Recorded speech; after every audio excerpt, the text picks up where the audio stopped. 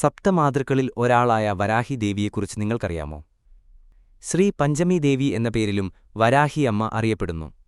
കാട്ടുപന്നിയുടെ മുഖവും സൗന്ദര്യമുള്ള യുവതിയുടെ ശരീരമാണ് വരാഹി ദേവിയുടേതെന്നാണ് വിശ്വാസം.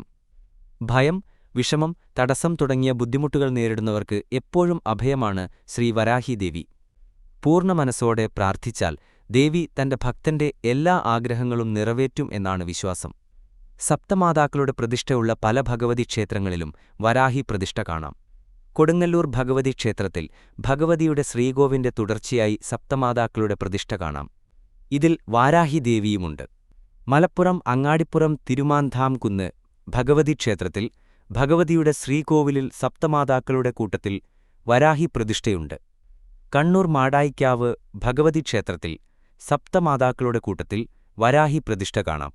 എറണാകുളം തൃപ്പൂണിത്തുറ ആമേട സപ്തമാതാ ക്ഷേത്രത്തിലും തൃശൂർ പാറമേക്കാവ് ഭഗവതി ക്ഷേത്രത്തിലും പത്തനംതിട്ട പരുമല പനയന്നാർക്കാവ് ദേവീക്ഷേത്രത്തിലും വരാഹി സാന്നിധ്യമുണ്ട്. ഇതുപോലെയുള്ള കഥകൾ കേൾക്കാൻ ചാനൽ സബ്സ്ക്രൈബ് ചെയ്യുക.